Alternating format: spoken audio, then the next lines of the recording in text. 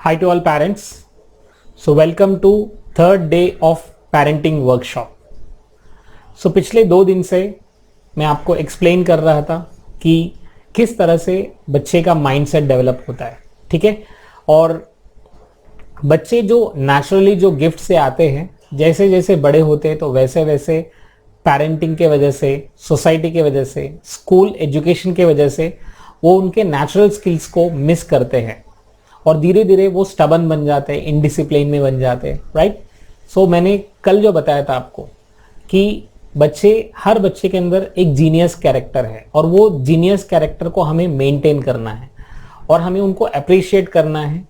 और उनको एक वर्ड सबसे जरूरी है, जब भी वो फेल हो जाते हैं, जब भी कुछ मिस्टेक्स करते हैं तो उनको एक पावरफुल वर्ड चाहिए, आई नो बेटा यू कैन डू इट। ये वर्ड सबसे जरूरी है। तो आज हम बात करने वाले एक इंपॉर्टेंट एस्पेक्ट के बारे में, और ये इंपॉर्टेंट एस्पेक्ट उनको लाइफ में, फ्यूचर में बहुत सेल्फ कॉन्फिडेंस बना सकता है, बहुत रिजिड बना सकता है और बहुत स्ट्रांग बना सकता है, ठीक है। तो वो पॉइंट क्या है? सबसे पहले आप जो इमेज देख रहे हैं उसमें क्या दिख रहा है? एक छोटा बच्चा जो चलने की कोशिश कर रहा था वो गिरा, राइट। इनफैक्ट आप देखेंगे तो कोई भी बच्चे बचपन में जब वो चलना सीखते हैं, लिखना सीखते हैं, तो एक पैटर्न होता है। वो पैटर्न क्या रहेगा कि बच्चे मिस्टेक्स करते हैं और उसे कुछ सीखते हैं, ठीक है। जब भी फेल हो जाते हैं, याद रखो, जब भी वो फेल हो जाते हैं एक्चुअली वहां पर वो कुछ ना कुछ सीख रहे, राइट। एक बच्चा जो है साइकिल से गिर गया, जो उनको चोट लगा, राइट, और उसके बाद में वो क्या करता है, फिर से उठता है, फिर से साइकिल चलाता है। इस तरह से एक फेलियर जो है एक पार्ट ऑफ लाइफ है, लेकिन जब वो साइकिल चलाते हैं वो हैप्पीनेस जो है वो फेलियर के सामने कुछ नहीं है, क्योंकि वो जो है कुछ सीखा। और आपको ये बताने की कोशिश कर रहा हूं, मैं अपने लाइफ एक्सपीरियंस के बारे में बता रहा हूं, ठीक है। आज मैं वर्कशॉप लेता हूं, लेक्चर्स लेता हूं, ठीक है। आज मैं हजारों लोग को पढ़ा सकता हूं, लेकिन एक टाइम में जब मैं स्टेज पे जाता था या लोगों के सामने बात करता था तो मुझे वर्ड्स नहीं आते थे, तो मैं फेल होता था। लेकिन वो फेलियर में रुका मैंने नहीं, आई केप्ट ट्राइंग। तो बेसिकली बच्चों के अंदर क्या होता है, बचपन में जब वो लिख रहे थे, कुछ मिस्टेक्स होता है, वो लाइन पे नहीं लिखते या फिर कुछ चीजें जो कर रहे हैं वो मिस्टेक्स होता है, तो वो फेल हो गए वहां पर। तो जब भी फेल होते तो क्या होगा, बेसिकली 2 चीजें हो सकता है। वो फेलियर को कुछ पेरेंट्स बहुत ज्यादा क्रिटिसाइज करते हैं, बहुत इंसल्ट करते हैं उनको। तो वो क्रिटिसाइज करने से, इंसल्ट करने से वो बच्चा उस चीज को ही छोड़ देगा, क्योंकि उसके माइंड में ये एक्सपीरियंस होता है कि मैं नहीं कर सकता, तो वो फेलियर हो रहा है। ये जो रॉन्ग मार्क दिखा रहा है वो फेल हो गया, ओके। फिर से किया, फिर से फेल हो गया, फिर से किया, फिर से फेल हो गया। लेकिन हर बार जब भी वो फेलियर हो रहा है, कुछ तो इंप्रूवमेंट हो रहा है उनके अंदर, कुछ तो इंप्रूवमेंट हो रहा है। और फाइनली एक ऐसा पॉइंट आएगा जहां पर कुछ दिन के फेलियर के बाद फाइनली सक्सेस होगा। हर चीज, हर लर्निंग कर्व कैसे होता है, पहले वो देखते हैं, उस चीज को करते हैं, फिर मिस्टेक होगा, फिर करते हैं, फिर मिस्टेक होगा, हर मिस्टेक से कुछ सीखेंगे, फिर फेल होगा, फिर फाइनली एक पॉइंट आएगा जहां पर सक्सेस होगा। और वो सक्सेस होने के बाद एक लर्निंग कर्व कंप्लीट होता है, और जैसे ये लर्निंग कर्व कंप्लीट हो गया, फिर वो नेक्स्ट में आ जाते हैं, नेक्स्ट में फिर से कुछ मिस्टेक होता है, फिर कुछ सीखते हैं। क्या हो रहा है, बेसिकली वो उनका कर्व जो है बढ़ रहा है, उनका जो सर्कल है वो बढ़ते जा रहा है, मतलब वो नए नए चीज सीख रहे हैं। फॉर एग्जाम्पल, आज जो कुछ लोगों को देखते हैं वो बहुत अच्छे से स्पीचेस देते हैं, बहुत अच्छे उनका लैंग्वेज है। ये कैसे आया? उनके पेरेंटिंग से। बचपन में जब वो छोटे छोटे वर्ड्स बोल रहे थे, उनके पेरेंट्स एंकरेज किए, उनको और कुछ नए वर्ड सिखाए, और कुछ नए वर्ड सिखाए। इस तरह से धीरे धीरे क्या होता है, उनका जो सर्कल है वो बढ़ते जाएगा। अब ये देख सकते हो कि पहले बच्चे ने कुछ ABCD लर्न करना सीखा, मिस्टेक्स कर रहा था, लेकिन एक पॉइंट आ जाता है जहां पर उनको सारे ABCD आ जाते हैं। फिर उसके बाद में सेकेंड सर्कल स्टार्ट होता है, वो वर्ड्स पढ़ने लगते हैं, ओके, वो कुछ सीखने लगते हैं, मैथ्स करने लगते हैं। तो धीरे धीरे क्या होगा, जब फेलियर होता है तो आप उनको उधर ही क्रिटिसाइज करेंगे, उधर ही इंसल्ट करेंगे, उनको एंकरेजमेंट नहीं देंगे, बेटा फेलियर हो गया, दैट्स डोंट वरी, आप सीख सकते, आप कर सकते। कोई बच्चा 10 में फेल हो गया तो पेरेंट्स क्या बोलते, इंसल्ट करते, क्रिटिसाइज करते, और जो भी आते हैं सबको बोल देते कि देखो ये 10 में फेल हो गया, अभी बच्चा कुछ नहीं कर पाएगा। तो हम क्या कर रहे हैं, एक नेगेटिव सजेशन दे रहे हैं, हम उनको इंप्रूव नहीं कर रहे। बेटा इट्स ओके, डोंट वरी, आप जो मिस्टेक्स किए उसे आपको कंट्रोल करना है, और अभी आपको क्या करना है, वो उनके साथ बात करना है, बात करके कम्युनिकेशन करके उनको क्या चाहिए, उनको क्या करना है, उस हिसाब से हमें हेल्प ले सकते हैं और उनको आगे बढ़ा सकते हैं।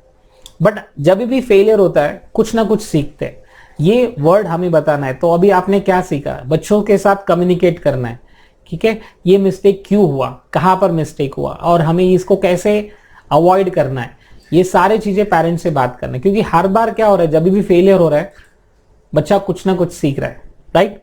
आपको याद है जब बच्चे आपके छोटे थे तो वो क्या करते थे, वो हॉट ऑब्जेक्ट्स, जो गर्म चीजें हैं उनके पास जाके वो हाथ लगाने की कोशिश करते, आप अवॉइड करते थे, राइट।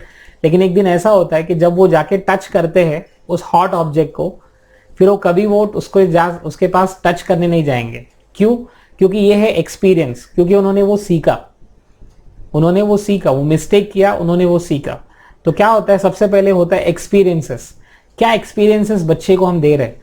कभी फेल हो गया तो फेल की वजह से उनको फियर नहीं आना चाहिए, फेल एक लर्निंग होना चाहिए। याद रखो, failure can never be fear, failures को फियर के साथ नहीं जोड़ना है।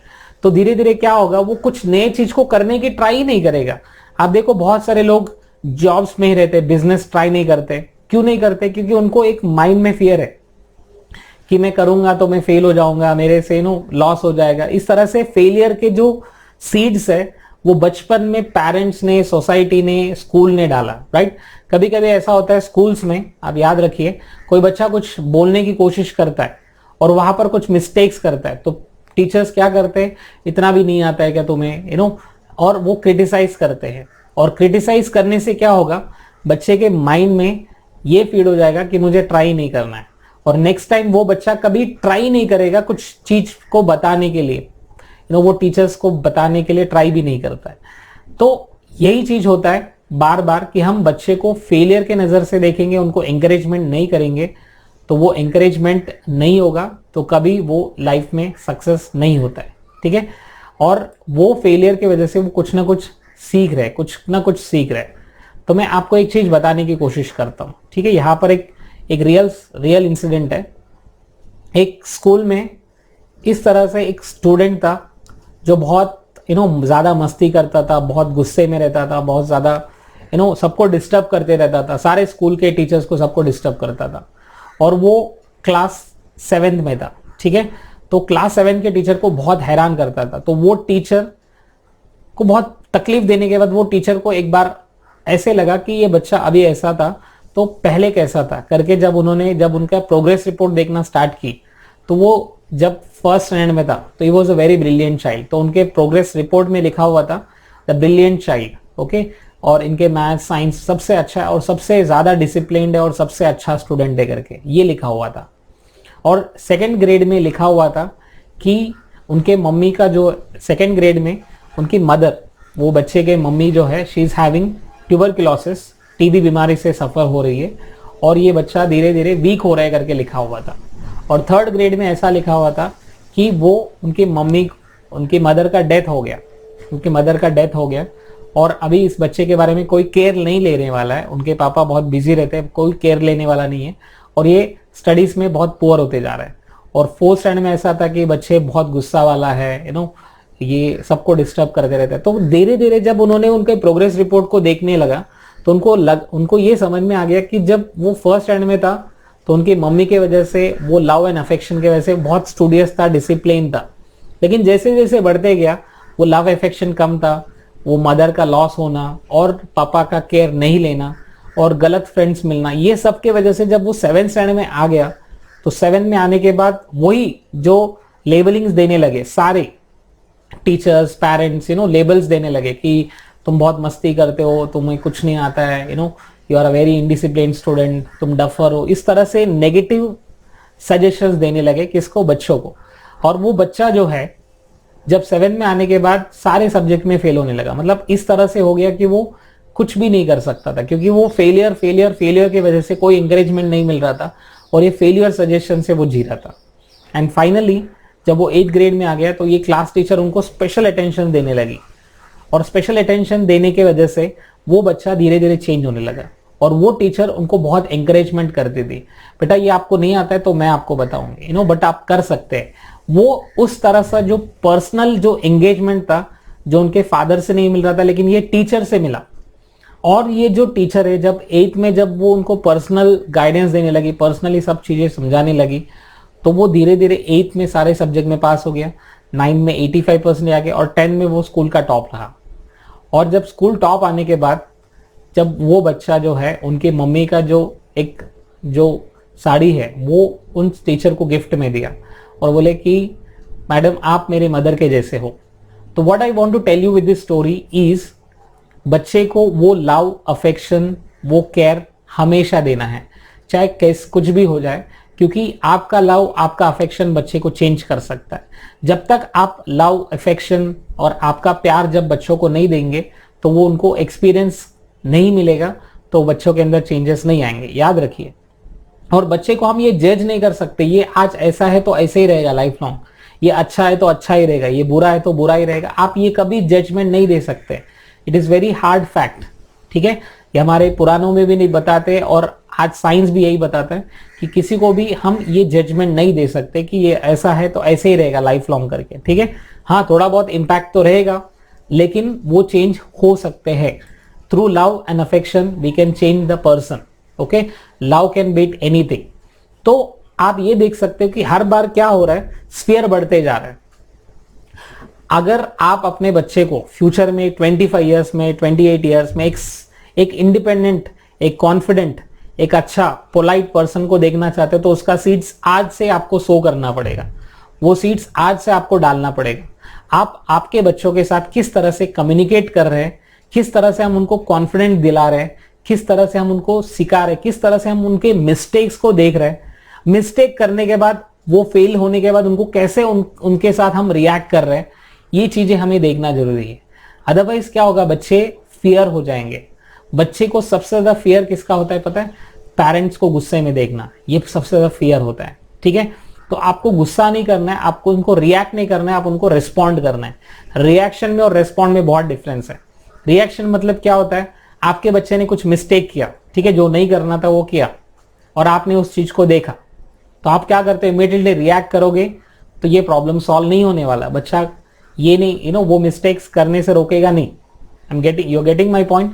बच्चा वो मिस्टेक फिर से रिपीट कर सकता है, फिर से वो चेंज, फिर से वो रिपीट कर सकता है, फिर से वो वही चीज को कर सकता है। तो आपको क्या करना है, रिस्पॉन्ड करना है उस मोमेंट में। उस वक्त जब बच्चा मिस्टेक किया तो उसे रिस्पॉन्ड करना है कि बेटा क्या हुआ एग्जैक्टली मुझे बताओ, ठीक है। और आप उनको अपना सजेशन मत दो, पहले उनको पूरी तरह से सुनो। पूरी तरह से सुनने के बाद आप अपना सजेशन मत दो, आप उनको पूछो तो फिर क्या कर सकते हैं, इस तरह से आप अपने कम्युनिकेशन को द बेस्ट बना सकते हैं। आज जब बच्चा 20 साल का या 18 साल का हो जाता है तो आप देखिए वो सबसे ज्यादा टाइम अपने फ्रेंड्स के साथ टाइम स्पेंड करता है, फ्रेंड्स के साथ टाइम स्पेंड करता है। वो अपने पेरेंट्स के साथ टाइम स्पेंड नहीं करना चाहता है, क्योंकि पेरेंट्स कभी चांस देते ही नहीं उनको बात करने के लिए। पेरेंट्स अपना सजेशंस, अपने ओपिनियंस, अपने जो भी उनके खुद के जो विचार है वो देते रहते हैं और बच्चे के बारे में कभी सुनते नहीं। और बच्चा जो है उनका खुद का ओपिनियन से, खुद के, बट वो पहले सुनो, उसके बाद में फिर उनके साथ बात बढ़ाओ, फिर क्या क्या होता है क्या नहीं होता है वो सब पूछो, ठीक है। So I am telling one more example. एक स्टूडेंट थी जो 10th तक उनके पेरेंट्स उनको बहुत सारे रेस्ट्रिक्शंस में किए। जैसे कि रेस्ट्रिक्शन मतलब क्या था कि लड़कों से बात नहीं करना है, लड़के से बात करना बहुत गलत होता है, गंदा चीज है, ये सब चीजें ये सब उनको दिए।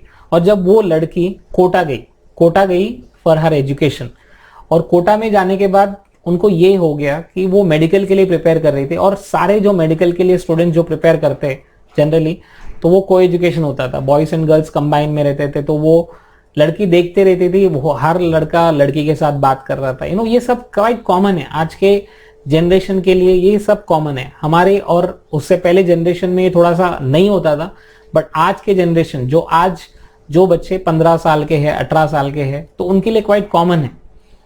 तो उनको ये नहीं बोल सकते गलत है करके, ठीक है।